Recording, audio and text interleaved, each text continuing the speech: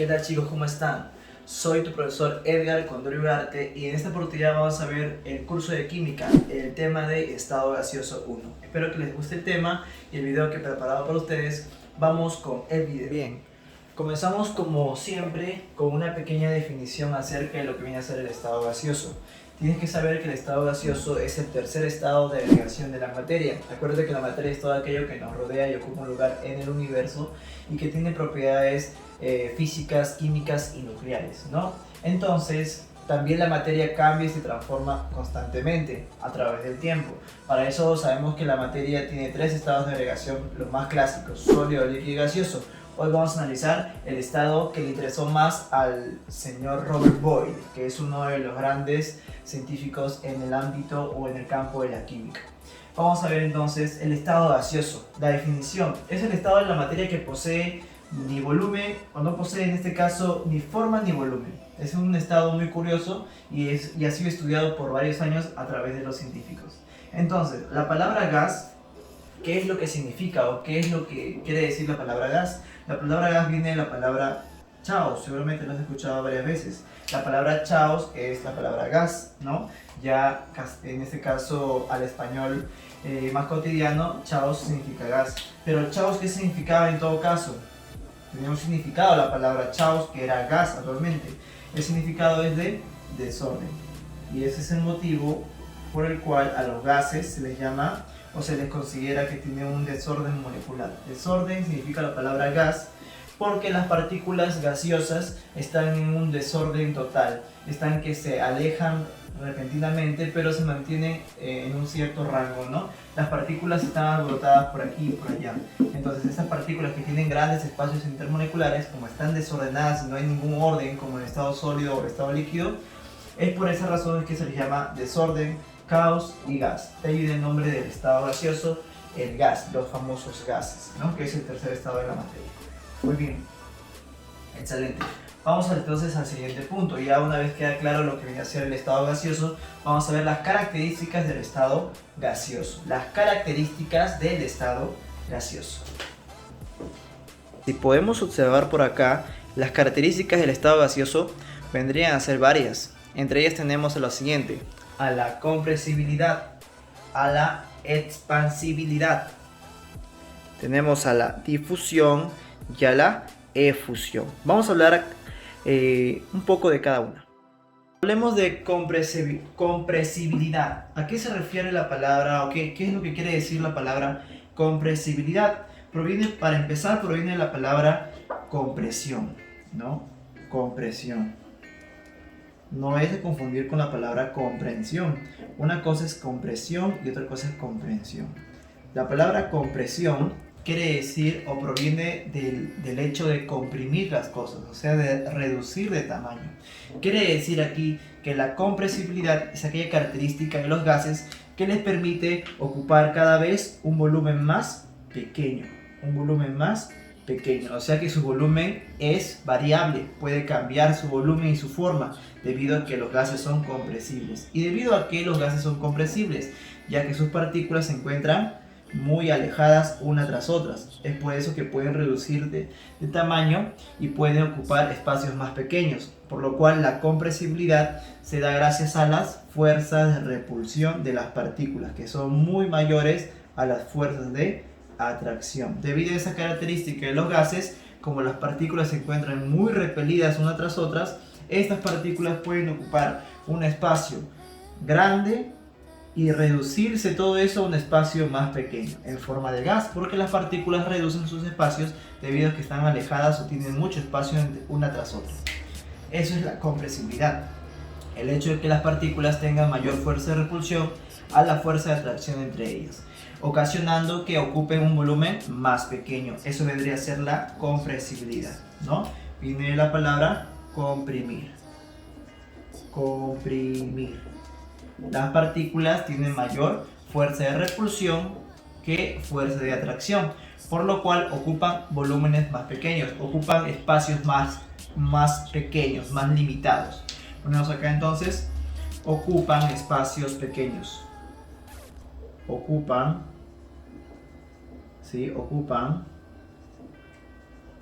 espacios, vamos a colocar aquí, ocupan espacios más angostos, más pequeños, más reducidos, ocupan espacios reducidos, vamos acá, reducidos. ¿Qué quiere decir eso?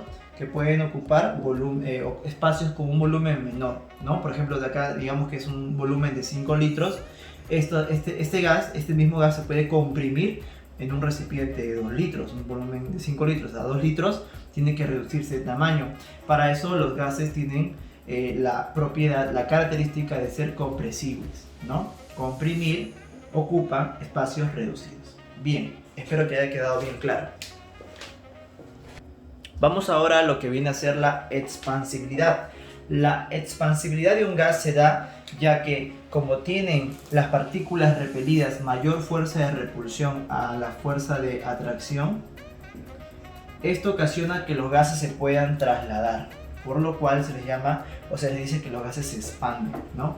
Hay una expansión de sus partículas gaseosas. Las partículas se llegan a expandir con el tiempo. Si están alejadas así, en un determinado tiempo, van a alejarse más todavía, una tras otra se alejan cada vez más, porque están en constante expansión. Eso se llama expansibilidad. Lo que quiere decir que cuando un gas se encuentra atrapado en un recipiente, el volumen del gas va a ser el mismo volumen del recipiente. O sea, si yo tengo un recipiente de 2 litros, el volumen de ese gas será de 2 litros porque está ocupando todo el espacio del recipiente, porque está limitado por las paredes del recipiente. A eso se le llama expansibilidad. El hecho de que las fuerzas de repulsión sean mayores a las fuerzas de atracción ocasionan que el volumen del gas sea equivalente al volumen del recipiente que te dan en algún problema o en algún enunciado que te den. Esa es la propiedad de la expansibilidad, de que las partículas respecto a un tiempo,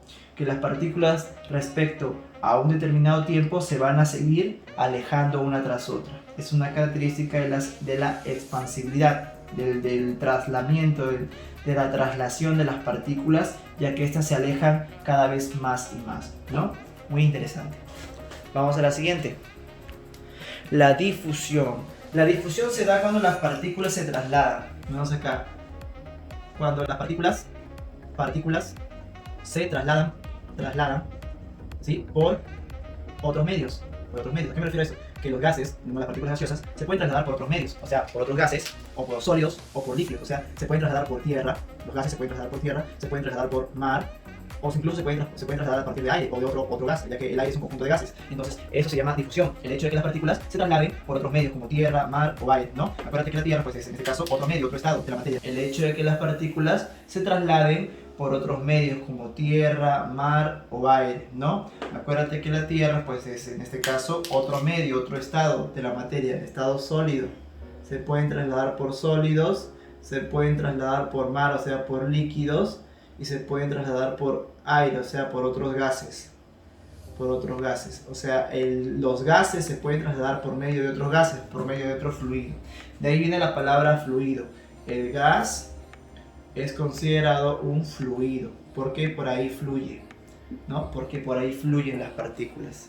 Y eso es más que todo la difusión, el trasladamiento del gas por otros medios. Las partículas se trasladan por otros medios, las partículas gaseosas, ¿sí? Esas partículas es como el chisme. El chisme, uno cuenta el chisme a su compañero y ya el chisme se expande por todos lados. Igualito es el gas. El gas se suelta un gas y al toque el gas se comienza a expandir por todos lados, todo el mundo huele ese gas. Es igual, ¿no? El gas se expande por gases, por líquidos y por sólidos. Eso se llama difusión. Vamos con la siguiente. La siguiente sería la efusión. La efusión ya sería el escape del gas. Ponemos acá entonces. Es el escape del gas. Escape del gas, pero ¿por medio de qué? Escape del gas por un orificio pequeño. A eso se le llama entonces efusión. Es cuando el gas escapa, pero por un orificio muy pequeño. Imagínate, por ejemplo, una pelota, y esta pelota se le hace un pequeño agujero por acá. Y como la pelota tiene aire por dentro, pues por ese pequeño agujero va a escapar una ráfaga de gas, de aire. ¿no? Y ese aire escapa por un pequeño agujero nada más. ¿Te das cuenta? Entonces, como escapa por un pequeño agujero, ahí está un pequeño agujero, entonces a eso se le llama efusión. Cuando el gas escapa por un orificio pequeño, a eso se le llama efusión. Lo mismo ocurre con las llantas de los carros, ¿no? Cuando se desinfla, se pinchan las llantas, el aire escapa por orificios pequeños, eso se le llama efusión, característica de los gases. Bien, pasamos entonces a los parámetros que afectan un gas. ¿Cuáles son los parámetros que afectan un gas? Son 3 parámetros los más comunes que vamos a hablar acerca, en este caso, en el tema de estado gaseoso, que son el volumen, la temperatura y la presión. Entre ellos, los 3 son muy importantes porque los 3 van a determinar algo muy importante. Luego, vamos a ver que gracias a la teoría cinética molecular se puede hallar una relación entre estos 3 parámetros muy importantes. Te lo repito, el volumen, la temperatura y la presión. Vamos a ver entonces a continuación hablar acerca de esos 3 parámetros para que nos quede bien claro lo que estamos en este caso estudiando acerca del estado gaseoso y lo que va a afectar el comportamiento del gas. Vamos. Parámetros que afectan un gas. Vamos a comenzar a hablar con el famoso volumen. ¿Qué viene a ser el volumen? El volumen vendría a ser el espacio que ocupa el gas, ¿no? Es el espacio ocupado por el gas. En este caso, como estamos hablando de gases, colocamos gas. Muy bien, entonces el espacio ocupado por el gas, a eso le llamamos nosotros volumen. Acuérdate de la condición de la expansibilidad, que si yo tengo un recipiente, acá y ese recipiente está lleno de gas, vamos a colocar acá un recipiente que está lleno de gas, ok, ese recipiente está lleno de gas. Entonces, ¿qué decimos? Que el volumen del recipiente es igual al volumen del gas. Eso es lo que decimos nosotros, ya que se demuestra por la característica del gas, la expansibilidad, ¿no? También sabemos nosotros, hay que saber que 1 metro cúbico de un gas equivale a 1000 litros y 1 centímetro cúbico de un gas equivale a 1 mililitro. Eso hay que saberlo claramente. Bien, vamos entonces a la siguiente propiedad, la temperatura. Cuando hablemos de la temperatura, nosotros tenemos que acordarnos de que la temperatura es un parámetro que mide la energía cinética de las partículas gaseosas. Ponemos entonces, es un parámetro. ¿Qué es un parámetro? Es un valor, sí, un valor, una cantidad. Es un parámetro que mide, ¿qué va a medir? Que mide la energía cinética de las partículas. Ponemos ahí entonces, ¿qué mide la energía cinética de qué? De las partículas. Eso es lo que va a ser entonces la temperatura. No es nada del otro mundo, simplemente mide la energía cinética de las partículas, ¿no? En muchos libros nosotros sabemos que la energía cinética la representa con una letra K, o también la podemos representar por la letra E sub C. La letra E sub C significa energía cinética, o en física la letra K significa energía cinética. Muy bien. Ahora, ¿cómo se halla la energía cinética? Esa es una pregunta muy importante. En física la energía cinética se halla como un medio de la masa por la velocidad del cuerpo al cuadrado, ¿no? Eso se halla, eso es en física. Te lo pongo para que recuerdes.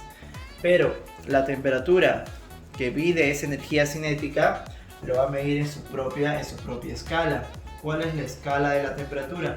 Hay muchas escalas de la temperatura descubiertas por el hombre, o dadas, o en este caso utilizadas por el hombre. Son 4, pero se dividen en 2 grupos. Tenemos a las escalas, vamos acá, escalas relativas, y también vamos a tener a las escalas absolutas. Las más utilizadas por los científicos serían las escalas absolutas, aunque por la vida cotidiana también se utilizan las escalas relativas, ¿ok? ¿Y quiénes serían las escalas relativas? Serían dos, los grados Celsius y los grados Fahrenheit. ¿Quiénes serían las escalas absolutas? Serían dos también, los grados Kelvin y los grados Rankine. Y vamos a conocer la relación entre esas cuatro escalas de la temperatura. Bien, aquí colocamos entonces la relación de las escalas de la temperatura. Comenzamos con la más sencilla, que sería grados Celsius. Eso es sobre 5, equivalente a grados Fahrenheit, menos 32, sobre 9, equivalente a grados Kelvin, menos 273, sobre 5, equivalente a grados Rankine, menos 492, sobre 9. Y lo que más nos interesa a nosotros para resolver problemas de estado gaseoso es igualar estas dos, donde se va a ir el 5 y vamos a entender nosotros que si queremos pasar a grados Kelvin tenemos que a la temperatura en grados Celsius sumarle 273 y estaríamos convirtiéndolo a la escala Kelvin, ya que la escala Kelvin es la escala en el sistema internacional, ¿no? Y esa sería la relación que nosotros tenemos que aprendernos de memoria. Muy bien, para desarrollar el tema de estado gaseoso. Bien chicos, vamos con la siguiente pizarra.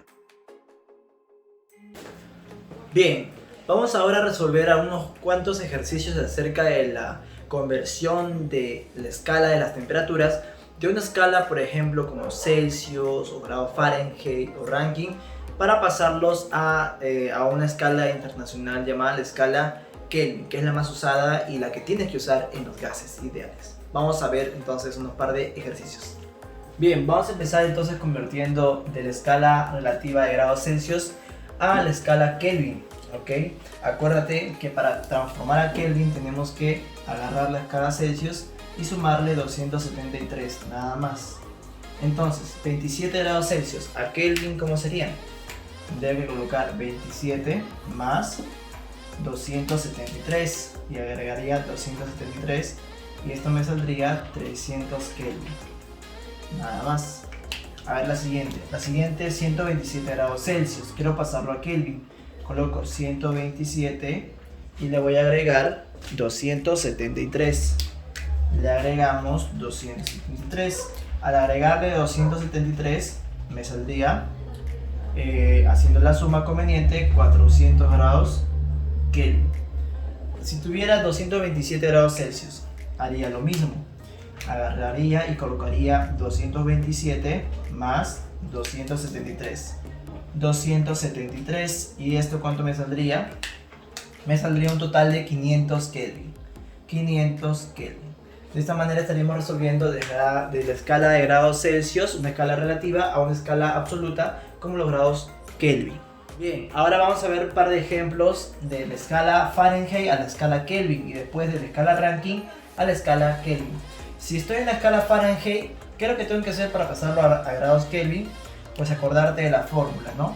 Que es F menos 32 sobre 9 igual a la fórmula de la escala Kelvin, K menos 273 sobre 5 y nada más. Entonces esa es la fórmula, como pueden observar acá, que tenemos que emplear pues para nosotros resolver los problemas de Fahrenheit a Kelvin. Entonces empezamos con el primero. El primero dice lo siguiente. A ver ahí. Vamos a ver el primero. Dice 68 grados Fahrenheit. Entonces lo que tengo que hacer es lo siguiente. Primero colocar 68.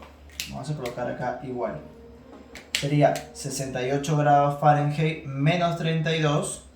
Y esto sobre 9. ¿Cuánto me resulta? 68 menos 32, 8 menos 2, 6. Y 6 menos 3, 3.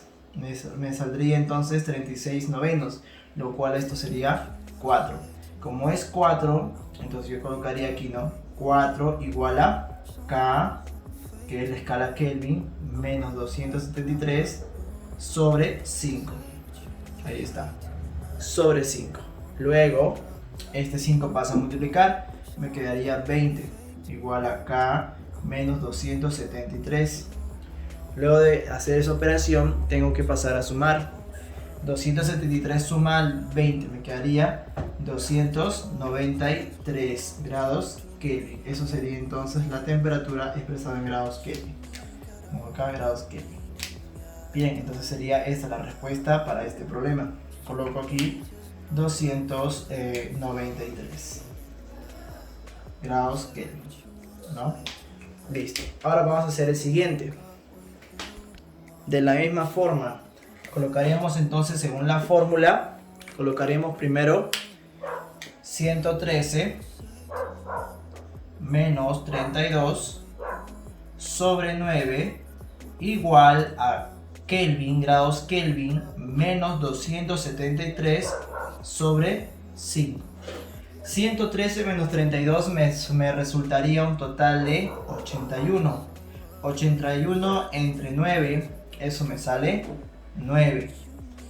Por 5 más 273. Y eso me sale en grados Kelvin. 9 por 5 es 45. Y 45 más 273 me daría 318 grados Kelvin. Y ese sería entonces el resultado, ¿verdad? Correcto. Colocamos acá entonces 318 Kelvin. Listo. Vamos a escribir el siguiente. Vamos a resolver el siguiente ejercicio. En el siguiente ejercicio hacemos lo mismo, ¿no? Tenemos que aplicar simplemente la fórmula de las escalas absolutas y relativas de la temperatura. Sería 86 grados Fahrenheit. En vez de F coloco 86 menos 32 sobre 9 igual a K menos 273 sobre 5. 86 menos 32 sería 4 y acá sería 54 entre 9. Esto me resulta 6. 6 por 5 más 273 igual a grados Kelvin, ¿no? El 5 está dividiendo, pasa a multiplicar al 6 y después le sumo el 273. 6 por 5 me da 30, esto me daría 30. Y 273 más 30 me daría un total de 303 grados Kelvin. Y eso sería entonces la temperatura en grados Kelvin. Colocamos acá 303 grados Kelvin. 303 grados Kelvin. Colocamos 303 grados Kelvin. Listo. Ahora, para hacer el siguiente ejercicio, tenemos que cambiar de fórmula. Ya no sería igual a F menos 32 sobre 9. Ahora tendremos que colocar Rankine menos 492 sobre 9, ¿no? Igualarlo a la relación de Kelvin menos 273 sobre 5. Entonces, reemplazando la R por 510, ¿cuánto sería ahí? Reemplazando la R por 510 me quedaría 510 menos 492 sobre 9 igual a K menos 273 sobre 5. Muy bien, ¿cuánto es 510 menos 492? Haciendo las operaciones, eso sería 10, me quedaría 8. Y acá me quedaría en todo caso 0, pasa a restar 19, sería 18. Entonces coloco acá encima 18. Esta resta me sale 18. Colocamos 18 entre 9, eso me sale 2. Entonces esto sale 2. Y el 5 pasa a multiplicar, me quedaría entonces acá 10. Y el 273 pasa a sumar, sería 283 grados Kelvin. Eso es igual a la temperatura expresada en Kelvin. Colocamos acá 283 grados Kelvin. Y esa sería la respuesta para ese ejercicio. Ahora para el último ejercicio dice 537 grados Rankine. Entonces para convertirlo aplicamos la misma fórmula, ¿verdad? Que dice lo siguiente, como dice en la fórmula en la pizarra.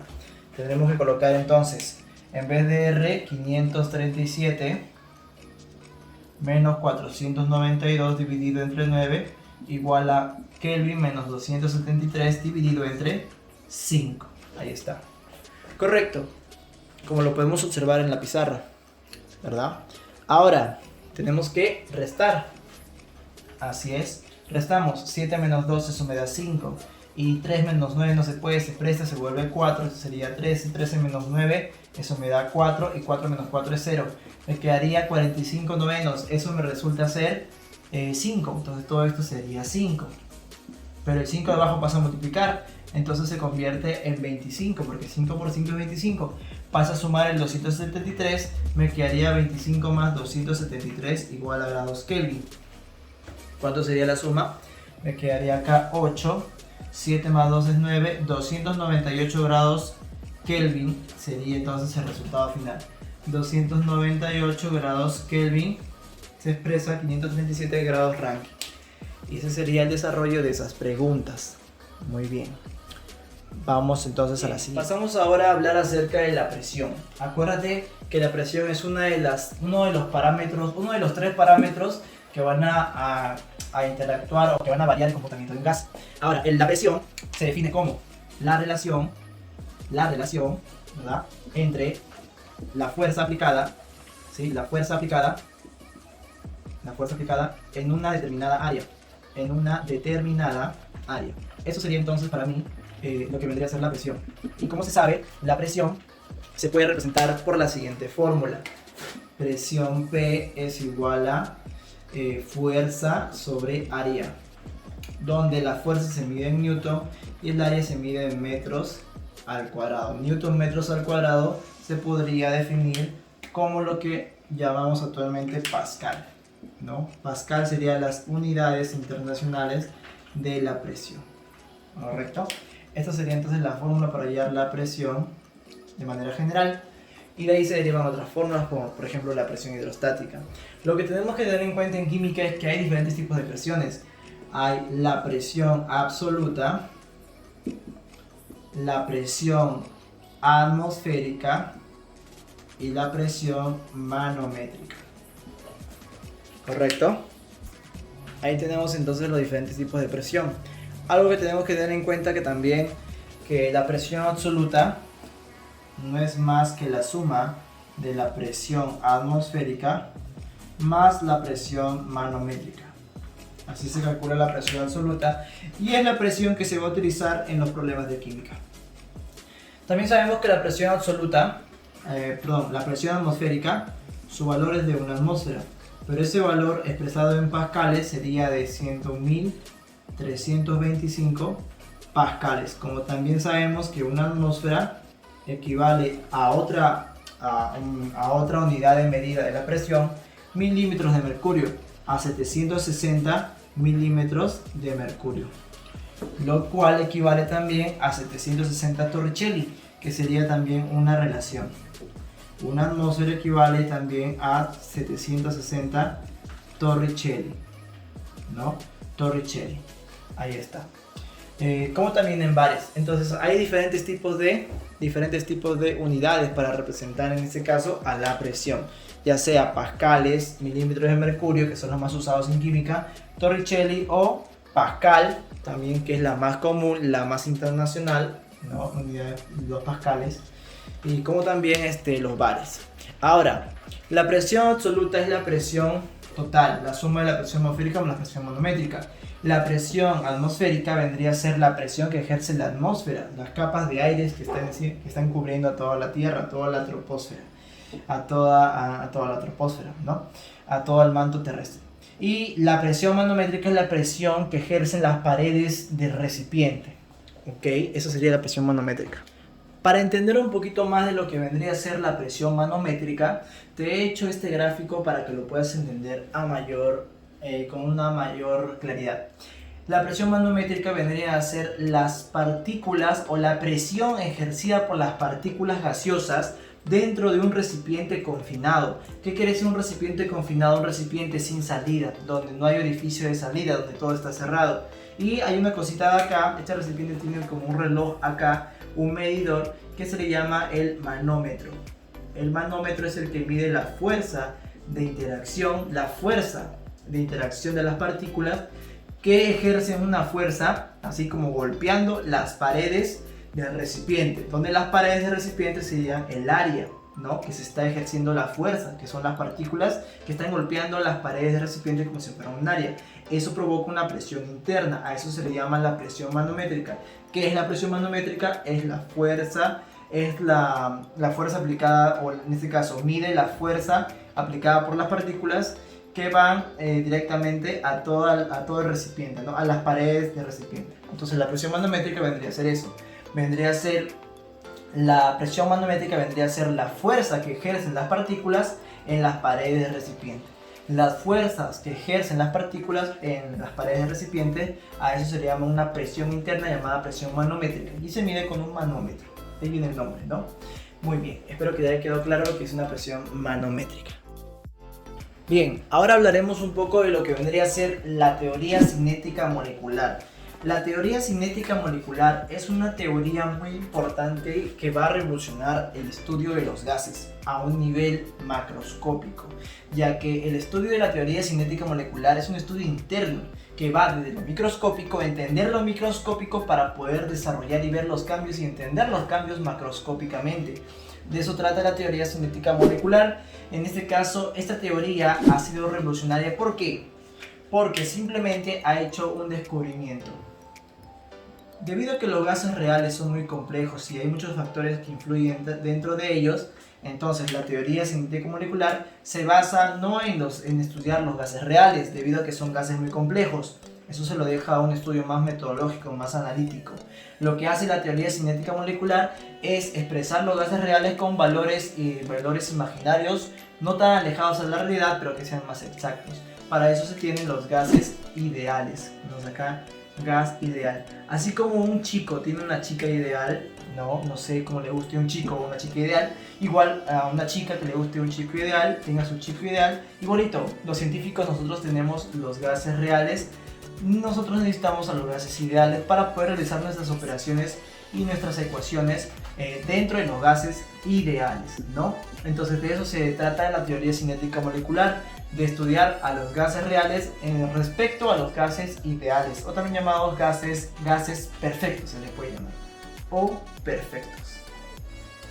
Ahí está, se les puede llamar entonces gases ideales o gases perfectos, o gas perfecto, nada más, porque tiene pues obviamente factores muy precisos que los gases reales no tienen.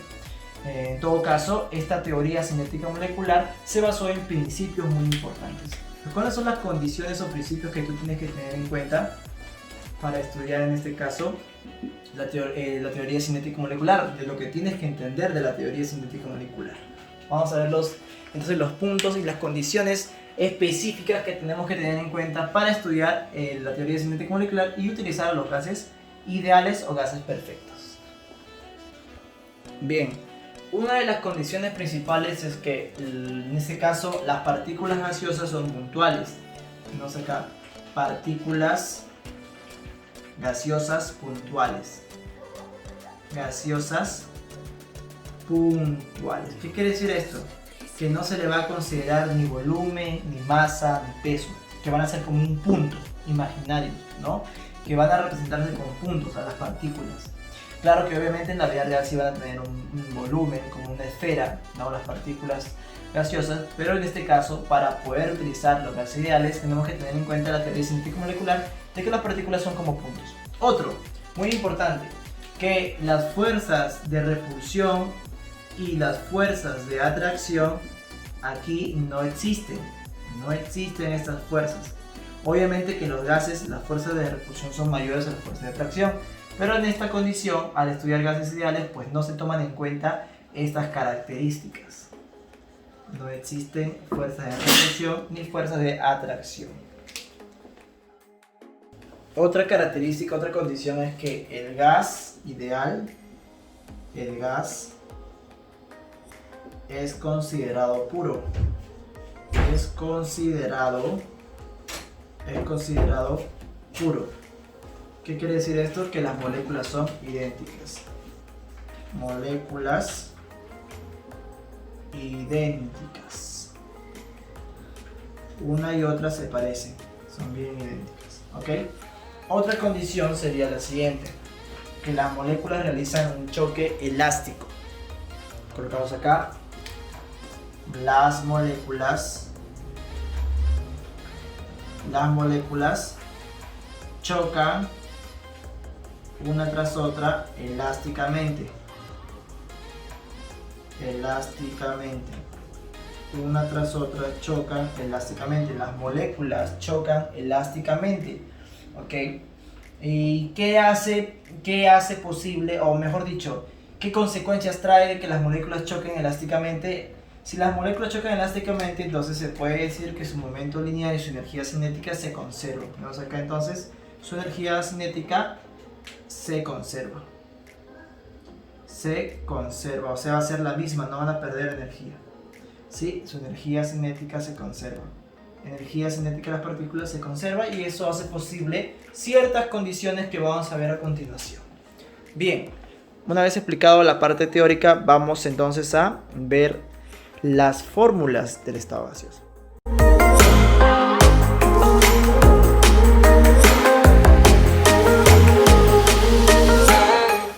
Ahora vamos a ver la ecuación general de los gases ideales, una de las ecuaciones basadas en las observaciones y lo encontrado en la teoría cinética molecular al estudiar los gases ideales. Acuérdate que solamente funciona la ecuación general de los gases ideales solamente en gases ideales, gases imaginarios, de esos gases perfectos, con condiciones exactas para poder realizar su desarrollo. Vamos a ver entonces qué podemos aprender de esta ecuación.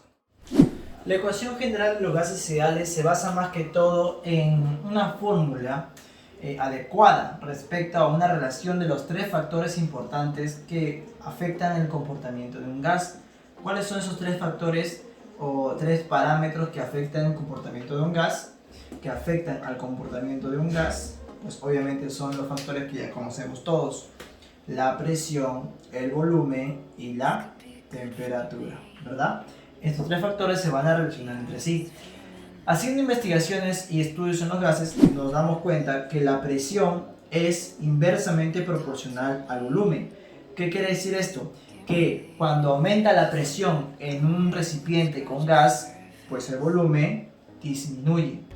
Al revés también, si el volumen aumenta, la presión es porque está disminuyendo. Entonces son inversamente proporcional.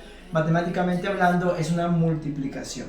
Ahora, también se observó que la presión es directamente proporcional a la temperatura y que el volumen también es directamente proporcional a la temperatura, por lo cual la presión y el volumen son directamente proporcionales a la temperatura, por lo cual si la presión aumenta, la temperatura aumenta; si el volumen aumenta, la temperatura aumenta. Entonces esto quiere decir que son directamente proporcional, por lo cual tengo que realizar una división. Y esto de acá es una condición. De esta condición se dedujo que esta relación de estos tres factores, el producto de la presión y el volumen sobre la temperatura, me daría una constante para un estado y para otro estado, donde las condiciones pueden variar para que se mantenga constante este equilibrio. Por lo cual se dijo lo siguiente: para dos estados de un gas, estado 1, cuando tiene unas condiciones, por lo cual va a tener presión 1, el volumen 1 y la temperatura 1, porque están en el estado 1. ¿Qué sucede en el estado 2? Se va a mantener esta relación. En el estado 2 se va a mantener esta relación, pero con otras variantes, ya sea en la presión. Si la presión disminuye, pues acá tiene que obviamente aumentar o tiene que variar dependiendo a sus valores, por lo cual hay una igualdad, ya que van a ser las mismas. Por ejemplo, si acá fuera 2 por 3 sobre 1 y 2 por 3 sobre 1 sale 6, entonces acá también tiene que salir 6, aunque sea con otros valores, pero tiene que salir 6. En eso me baso entonces. Si yo cambio la presión, disminuyo la presión, ¿qué sucede? El estado 2 va a conservar esta relación, pero con otros valores. Ya no con la misma presión, sino va a ser una presión 2 quizás. Ya no con el mismo volumen, sino va a ser un volumen 2. Ya no con la misma temperatura. Quizás la temperatura cambia, se elige otra temperatura, por lo cual se le coloca temperatura 2, ¿no? Ya que va a ser otra variante. Por lo cual, en el estado 2 habría la misma relación, pero con otros valores. Por eso colocamos presión 2, volumen 2 y temperatura 2. De esta manera entendemos la ecuación general de los gases ideales, que comúnmente se le conoce como Pareto 1 igual a Pareto 2. Y esta es la ecuación que se va a utilizar en diversos problemas del estudio del estado gaseoso. Acá pueden observar que esos tres factores, presión, volumen y temperatura, afectan y pues dan origen, en este caso, a la ecuación general de los gases ideales. Pavito 1 igual a Pavito 2, haciendo una relación de estados y donde se puede variar pues ya sea la presión, el volumen o la temperatura. De esta manera obtener los nuevos valores es un cálculo que tenemos que realizar nosotros de manera matemática. Bien, ahora vamos a ver el siguiente problema que trata acerca de aplicar la ecuación general de los gases ideales y ver cómo relacionamos los datos y cómo es que aplicamos todo lo aprendido en este ejercicio. Vamos a resolver. Bien chicos, el problema dice así: 8 litros de gas a 2 atmósferas. Acuérdate de subrayar siempre los datos. 8 litros, eso es volumen de gas, a 2 atmósferas, eso es presión, y 127 grados Celsius, eso es temperatura. Es calentado generándose una expansión. Una expansión quiere decir que el volumen va a aumentar. Generándose una expansión hasta un volumen de 20 litros. Claro, de 8 a 20 ha aumentado, es otra condición, es otro estado. Y a 527 grados Celsius, la temperatura también veo que ha aumentado. Entonces ha cambiado el volumen, ha cambiado la temperatura, me está pidiendo hallar la nueva presión. Obviamente va a cambiar de manera inversa, ya que si acá es 2 debe ser menor a 2. Por lo cual vamos a resolver este problema pues con lo aprendido, ¿no? La ecuación general de los gases ideales. Vamos a comenzar escribiendo los datos. Ponemos acá solución. Los primeros datos, tenemos acá la presión 1, el volumen 1 y la temperatura 1, que es lo primero que vamos a sacar del dato, de lo planteado en la pregunta. Nos damos cuenta que la presión 1 es 2 atmósferas. Colocamos aquí entonces 2 atmósferas. Colocamos 2 atmósferas. Luego nos dicen el volumen 1. El volumen 1 nos damos cuenta que son 8 litros. Colocamos aquí entonces 8 litros. 8 litros. Listo. Ahora vamos a la temperatura. Pero ojo, la temperatura nos da en grados Celsius. No podemos trabajarlo en grados Celsius. ¿Qué tenemos que hacer? Transformarlo a Kelvin.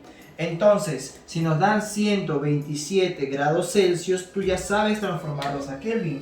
¿Qué tienes que hacer? Solamente agregarle 273. ¿Y cuánto te resulta 127 más 273? Esto te va a resultar 400, ¿no? 400 Kelvin. Perfecto. Entonces la temperatura 1 sería 400 Kelvin. Muy bien. Si ya tenemos la presión 1, el volumen 1 y la temperatura 1, nos faltaría hallar la otra condición, el estado 2.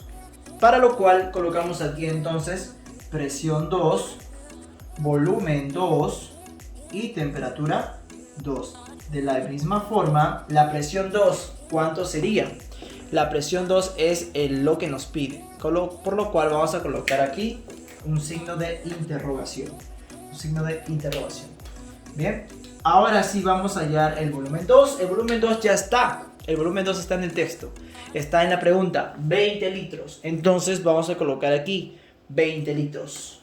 Porque 20 litros son los que me está diciendo el problema. Además, la temperatura me están dando que son 527. Fíjate ahí, 527 grados Celsius. Entonces yo voy a colocar en temperatura 527 grados Celsius. 527 grados Celsius tengo que transformarlos a Kelvin, para lo cual tengo que agregarle 273. Al agregarle 273, ¿cuánto me daría la suma? Correcto, me daría 800, ¿verdad? ¿Cómo sé tan rápido? Porque 5 más 2 es 7, más 1 sería 8. Entonces esto me debe salir 800. Colocamos aquí 800 Kelvin y ya está. Ahora sí, como tengo todo y tengo mi incógnita, yo ya puedo hallar, ya puedo utilizar la ecuación general de los gases ideales. ¿Y qué dice la ecuación general de los gases ideales? Dice que la presión 1 por el volumen 1 sobre la temperatura 1 es igual a la presión 2 por el volumen 2 sobre la temperatura 2. Y yo solamente voy a reemplazar con los datos obtenidos aquí. Entonces eso hacemos acá. Vemos.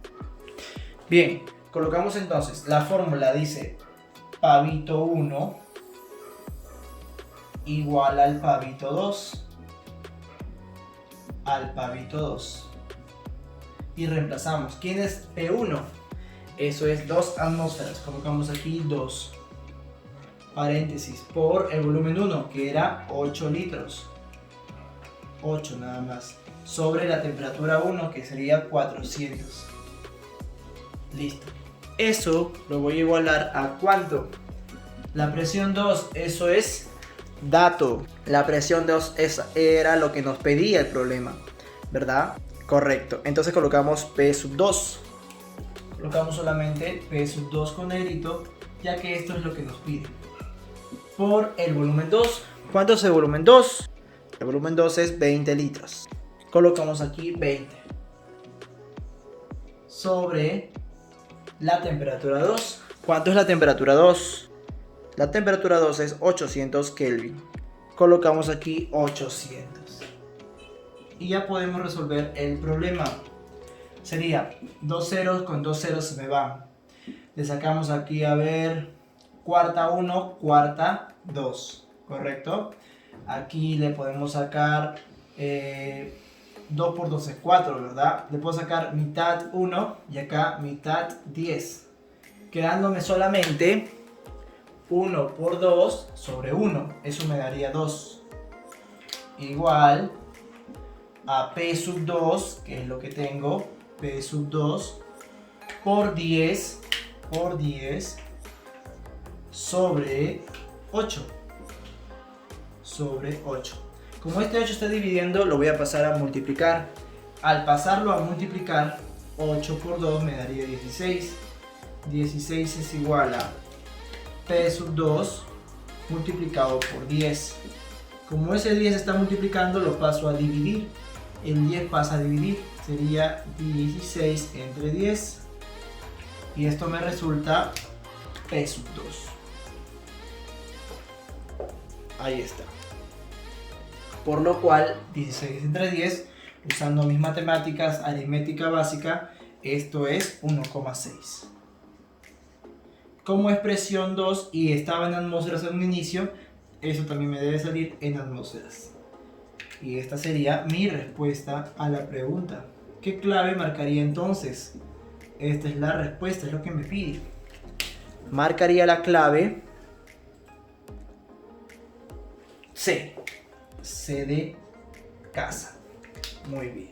Ese sería entonces el ejercicio que estamos resolviendo en este momento. Bien chicos, gracias por ver este video. Espero que haya sido de su gusto y que puedan en este caso suscribirse al canal de Ascensorio 2020. Y también si quieren aprender más, si quieren que pueda resolver sus preguntas de biología o de química o de matemáticas en general, pueden escribirme abajo en los comentarios, o si no también en la descripción pueden encontrar un WhatsApp personal en la cual puedes enviarme tus problemas y yo poder ayudarte de manera personal.